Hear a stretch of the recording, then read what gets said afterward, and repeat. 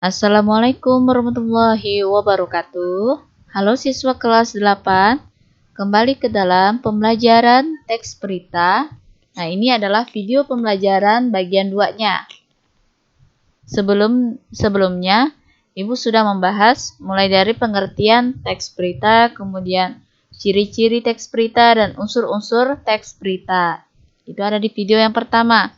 Nah, di video bagian 2 ini Ibu akan bahas tentang struktur dari teks berita.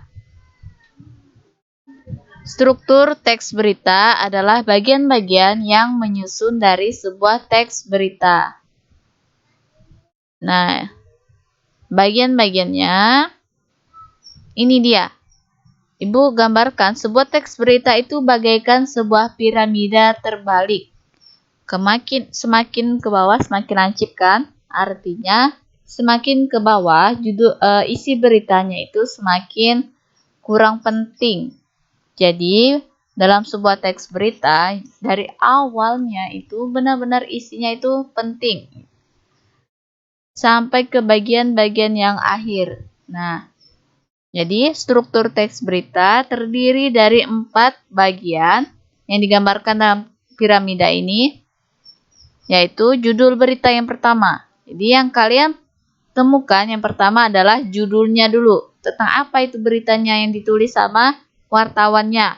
Setelah judul, barulah teras berita. Teras berita di sini maksudnya bagian yang paling pentingnya dari sebuah teks berita ini. Kemudian tubuh berita adalah penjelasan berikutnya dari teras berita. Nah, setelah ada tubuh berita, ada ekor berita. Jadi ingat, struktur teks berita ada 4. Judul berita, teras berita, tubuh berita, dan ekor berita. Nah, struktur teks berita, Ibu lebih lanjut bahasnya. Judul berita itu ditulis menarik dan mewakili isi berita. Nah, ketika kalian membaca judul beritanya, nah berarti nanti yang akan kalian baca itu pasti berkaitan dengan judulnya. Nah, setelah kalian membaca judul, kalian akan menemukan teras berita. Ini adalah yang bagian paling pertama di paragraf pertama, yaitu bagian pembuka berita yang isinya terdapat 5W plus 1H, yaitu apa, siapa, di mana, kapan, mengapa, dan bagaimana. Nah, itulah bagian-bagiannya. Nah, setelah itu dilanjutkan dengan isi berita di bagian tubuh berita. Biasanya memuat informasi tentang alasan atau penyebab terjadinya sebuah peristiwa, atau tentang bagaimana peristiwa itu terjadi, atau kronologi dari berita itu.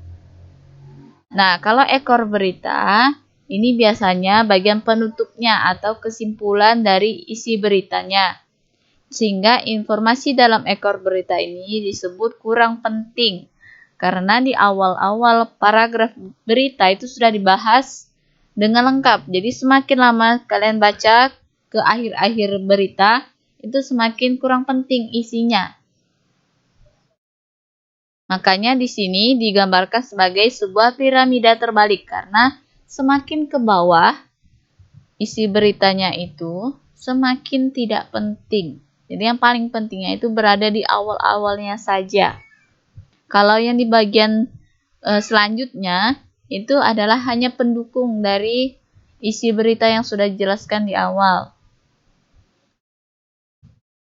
Nah, Ibu akan berikan contoh agar kalian lebih mudah memahami dalam struktur teks berita. Nah, ini Ibu ambil beritanya dari kompas.com. Tentang judulnya ini hasil final badminton Olimpiade Tokyo. Grecia Apriani raih medali emas. Nah, berita ini sedang hangat terjadi seminggu yang lalu. Nah, Ibu ambil beritanya seminggu yang lalu ini.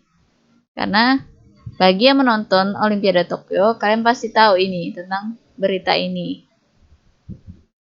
Oke, kita kembali ke materi. Nah, yang Ibu kasih tanda di samping ini adalah judul beritanya, yaitu hasil final badminton Olimpiade Tokyo. Gracia Apriani raih medali emas. Nah, bagaimana menurut kalian judulnya? Apakah cukup menarik? Ya, judul berita biasanya singkat seperti ini. Dia tidak bertele-tele, jadi jelas seperti ini. Bahwa yang mau disampaikannya adalah tentang Gracia Apriani yang berhasil meraih medali emas. Nah, selanjutnya ada teras berita atau lead berita. Nah, teras berita atau lead berita ini di bagian paling awal dari kalian baca berita di internet ataupun di koran, paling awal sekali, nah itulah disebut teras beritanya, paling awalnya ini, bagian pembukanya. Nah, kalau di online yang kalian baca beritanya itu pasti dimulai dengan nyebut kompas.com atau misalnya detik.com. Itu berdasarkan sumber berita yang dibaca. Itu dari mana kalian membacanya. Maka ini yang membuat beritanya adalah si kompas.com. Dia menjelaskan ganda putri Indonesia Gracia Apriani Rahayu meraih medali emas cabang olahraga badminton Olimpiade Tokyo. Mereka mendapat medali tersebut setelah mengalahkan Cheng Qincheng Chia Yifan Cina pada partai final Senin 2 Agustus 2001 pagi waktu Indonesia Barat. Nah, saat kalian membacanya, kalian udah pasti langsung paham apa yang mau sampaikan dari berita ini, sudah paham. Karena di sini isinya sudah lengkap di awal. Ada unsur siapa, ada unsur mengapa, ada unsur kapan, di mana, itu sudah ada di sini, sudah lengkap. Itulah teras berita. Nah, setelah paragraf pertama, biasanya paragraf selanjutnya itu disebut sebagai tubuh berita. Kenapa? Karena biasanya teras berita itu tidak perlu sampai 2 paragraf. Itu dia biasanya cukup 1 paragraf saja. Karena 1 paragraf itu sudah dibahas dengan lengkap. Sehingga paragraf selanjutnya itu disebut tubuh berita. Mulai dari paragraf kedua. Nah, kalau di berita yang Ibu ambil, ini paragraf keduanya seperti ini. Dia menjelaskan tentang cara itu bagaimana si Gracia Apriani ini bisa menang. Nah, di sini dia bilang berlaga di lapangan 1 Musashino Forest Sport Plaza, Gracia Apriani menang 2 game langsung dengan skor 21-19 dan 21-15 dalam tempo 55 menit. Nah, itu sudah memasuki tentang bagaimana kan, karena dia mengurutkan kronologisnya. Gimana sih si Gracia ini bisa menang? Karena dia menang melalui 2 game langsung dalam bermain badminton. Nah, selanjutnya barulah dibahas tentang kemenangan Gracia Apriani ini ternyata mencetak sebuah sejarah atau prestasi yang terbaik di ganda putri. Karena sebelumnya tim ganda putri itu tidak ada yang sampai masuk final. Nih, dijelaskanlah seperti ini. Nah, bagian tadi sudah dibahas sampai ke tubuh berita, maka paragraf selanjutnya itu ekor berita. Karena berita yang Ibu ambil ini hanya terdiri dari 3 paragraf, kebetulan 3 paragraf, maka paragraf pertama tadi itu teras berita, kemudian paragraf kedua itu tubuh berita, dan yang terakhir ekor berita. Ini dia contoh ekor berita. Nah, masih ada ingat tentang judulnya tadi? Judulnya tentang kesuksesan Gracia Apriani dalam meraih medali emas kan? Nah, biasanya di bagian penutup itu disinggung lagi tuh tentang kesuksesan dari Gracia Apriani. Nah, ini dia kalimatnya yang Ibu garis bawahi. Ini adalah kesimpulannya. Jadi kesimpulannya, kesuksesan Gracia Apriani memastikan Indonesia mendapatkan medali emas pertamanya di Olimpiade Tokyo 2020. Itulah kesimpulan dari beritanya.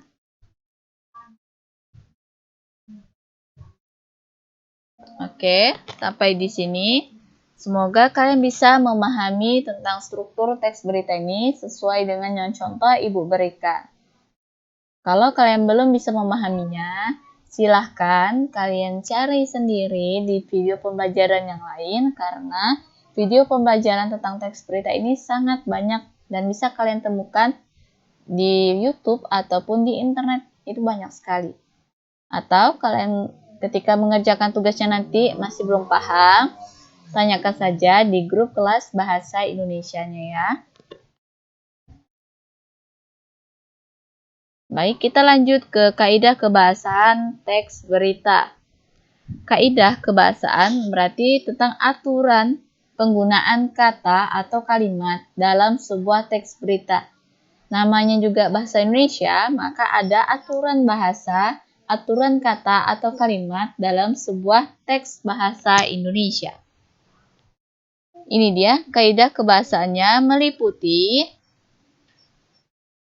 menggunakan bahasa baku. Karena ini teks berita, maka bahasa yang digunakan adalah bahasa Indonesia. Bahasa Indonesia yang baik dan benar, yaitu bahasa baku. Kemudian, menggunakan kalimat langsung. Kalimat langsung adalah kalimat yang ditandai oleh dua tanda petik ganda. Adanya dua tanda petik ganda, kalimat ini merupakan kutipan pernyataan seseorang. Jadi kalau kalian membaca sebuah teks berita, kalian temukan seperti ini contohnya.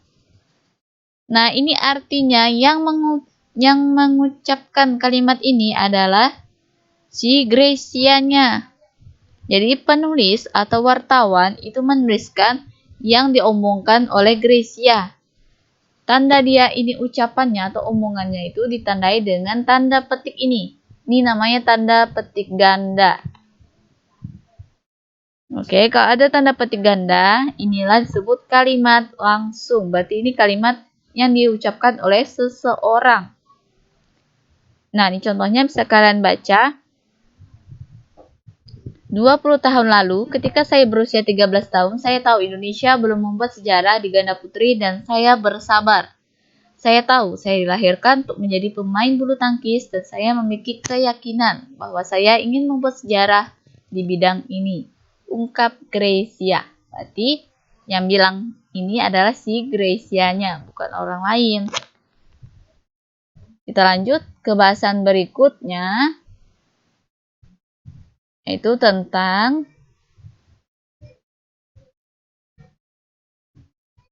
adanya kata konjungsi bahwa. Jadi kata bahwa adalah sebuah kata konjungsi atau kata yang menghubungkan sebuah kata. Fungsinya untuk menerangkan kata yang diikutinya. Menerangkan, jadi maksudnya menjelaskan kata yang diikutinya. Misalnya nih contoh, Aryana mengatakan bahwa, berarti artinya kalimat yang akan ditulis adalah kalimat si Aryana, bukan kalimat wartawan. Jadi Aryana bilang bahwa ibunya pingsan dan tidak ada satupun orang di rumah yang bisa membawa ke rumah sakit. Berarti yang ngomong si Aryana. Dia penulis atau wartawan itu hanya memasukkan atau menuliskan kalimat yang diucapkan oleh seseorang. Jadi ada kata bahwa inilah yang menunjukkan kalimatnya itu kalimat si Aryana, bukan kalimat orang lain. Kemudian menggunakan kata kerja mental. Kata kerja mental maksudnya kata yang menyatakan kerja. Kalau kata kerja kita tahu, misalnya nih kata pergi. Berarti kan menunjukkan perbuatan. Jadi kata kerja ini menunjukkan perbuatan. Tapi kalau kata kerja mental, itu kata kerja yang berkaitan dengan kegiatan hasil pemikiran. Kata kerja yang berkaitan dengan kegiatan hasil pemikiran. Contohnya, memikirkan, membayangkan, berasumsi, menduga, diduga, menyimpulkan, beranalogi. Jadi biar kalian mudah paham, kalian ingat saja contohnya. Contoh kata kerja mental yaitu memikirkan, membayangkan, berasumsi, menduga atau diduga, menyimpulkan atau disimpulkan, kemudian beranalogi. Nah, kata-kata ini merupakan hasil pemikiran. Misalnya nih, kata membayangkan. Membayangkan seseorang. Berarti yang dilakukan dari membayangkan apa? Berarti kita berpikir menggunakan otak kita, menggunakan pikiran kita. Jadi membayangkan ini menggunakan atau melibatkan kegiatan otak. Maka disebutlah kata kerja mental. Oke, kita lanjut lagi tentang menggunakan kata keterangan waktu dan tempat. Nah, teks berita itu pasti menggunakan kata yang menunjukkan waktu atau kata yang menunjukkan tempat. Misalnya nih, mereka mendapat medali tersebut setelah mengalahkan Cheng Qincheng Jiayuan Cina pada partai final, Senin 2 Agustus 2001 pagi waktu Indonesia Barat. Menurut kalian, kata yang Ibu kasih tanda warna hijau itu kata apa? Kata keterangan waktu. Karena dia menunjukkan waktu final perebutan medali emas ini itu di hari Senin, tanggal 2 Agustus tahun 2001 di pagi hari. Kemudian, kalimat berikutnya, berlaga di lapangan 1 Musashino Forest Sport Plaza, Grecia Apriani menang 2 game langsung dengan skor 21-19, 21-15 dalam tempo 55 menit. Yang mana menunjukkan kata keterangan tempat, yaitu di kalimat yang Ibu kasih tanda warna merah ini. Nah, ini menunjukkan tempatnya, tempat si Grecia Apriani ini bertanding, yaitu di lapangan 1 Musashino Forest Sport Plaza. Jadi sudah jelas di mana dia bermainnya. Kita lanjut. Kebahasan teks berita berikutnya adalah menggunakan kata hubung yang menyatakan urutan waktu. Kata hubung yang menyatakan urutan waktu disebut konjungsi temporal. Kalian ingat saja contohnya biar lebih mudah, yaitu kata kemudian, sejak, setelah, awalnya, akhirnya. Coba kalian lihat, perhatikan baik-baik kata ini. Kalau udah ada kata awalnya, berarti dia menunjukkan kejadian urutan waktu. Misalnya nih, dia mau menceritakan tentang kronologis dari pencurian. Awalnya, toko tersebut dijaga oleh 1 orang. Saat itu, ia sedang melayani pembeli. Sehingga ia tidak melihat ada seseorang yang datang ke toko tersebut dan mengambil HP-nya yang sedang dicas yang ada di atas meja. Nah, itu berarti menunjukkan awalnya tadi. Peristiwa awalnya, bagaimana peristiwa itu terjadi. Nah, itu di awal, ada menggunakan kata awalnya. Atau yang lain, sekitar pukul 12.45 Sabtu, langit Riau tampak mendung. Tak lama kemudian, hujan yang diharapkan semua masyarakat akhirnya turun. Nah, ini menunjukkan kata tak lama kemudian. Kata tak lama kemudian itu menunjukkan urutan waktu. Berarti awalnya mendung, kemudian yang terjadi adalah hujan. Berarti kan adanya urutan peristiwa tuh. Kayak gitu. Jadi, inilah kata hubung yang menyatakan urutan waktu. Oke, sampai di sini kebahasannya. Apakah kalian bisa memahaminya dengan baik? Jika belum, silakan mencari video pembelajaran berikutnya. Mungkin siapa tahu kalian bisa lebih paham ketika menonton lebih banyak video pembelajaran tentang teks berita, atau bisa juga kalian baca lagi buku-buku yang sudah kalian pinjam di sekolah.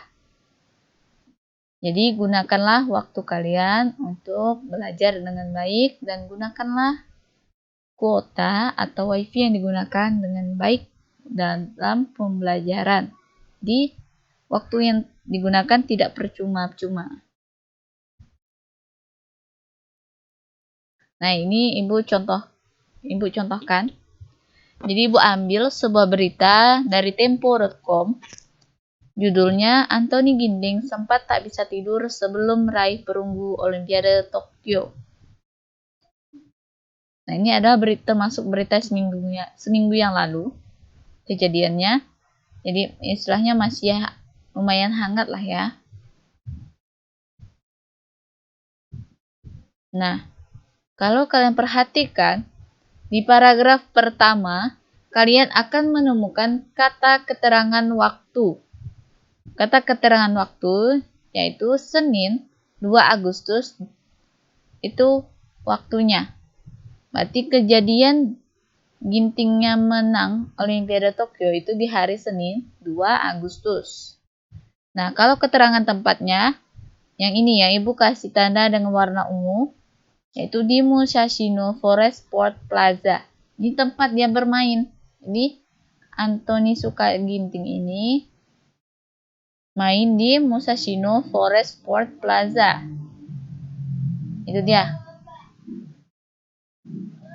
Nah, paragraf berikutnya ini kalimat pendukungnya. Kalimat pendukung dari paragraf yang ini. Oke, kita lanjut. Nah, kita lanjut lagi. Coba kalian perhatikan. Apakah kalian bisa menemukan kalimat langsung dalam teks ini?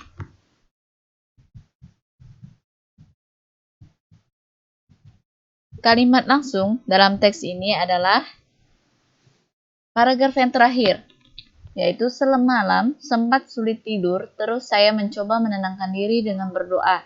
Puji Tuhan, saya bisa tampil dengan baik. Kata Ginting, Senin 2 Agustus 2021. Jadi, kalau kalian Ibu kasih tugas tentang kalimat, mencari kalimat langsung, kalian tulis kalimatnya dengan tanda petik gandanya. Karena tanda petik ganda inilah yang menunjukkan dia kalimat langsung. Tanda petik ganda ini menunjukkan ini kalimat yang diucapkan oleh si Ginting, bukan kalimat yang ditulis oleh wartawan. Ingat ya, jadi kalau misalnya Ibu suruh mencari kalimat langsung, kalian tulislah dengan lengkap, disertai dengan tanda petik gandanya.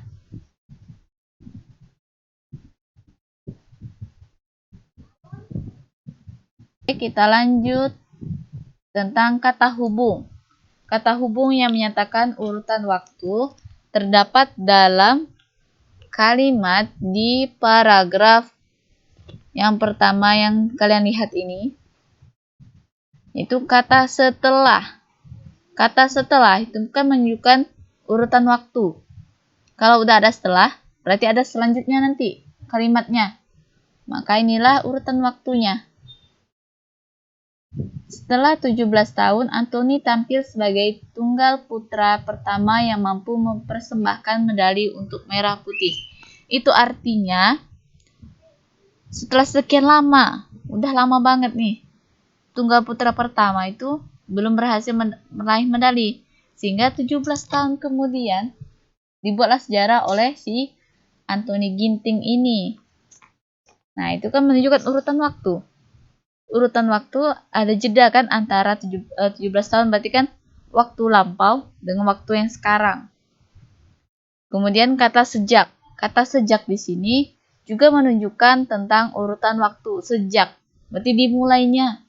Yang mulainya siapa? Yaitu Taufik Hidayat. Sejak Taufik Hidayat mendapat emas di Olimpiade 2004 Athena, berarti kan mulai dari Taufik Hidayat yang meraih medali, sampai sekarang belum ada lagi wakil yang bisa menjejak semifinal, katanya kan. Nah, ini ada pendapat penulis tadi. Jadi, inilah kata yang Ibu kasih tanda warna merah adalah kata hubung yang menyatakan urutan waktu.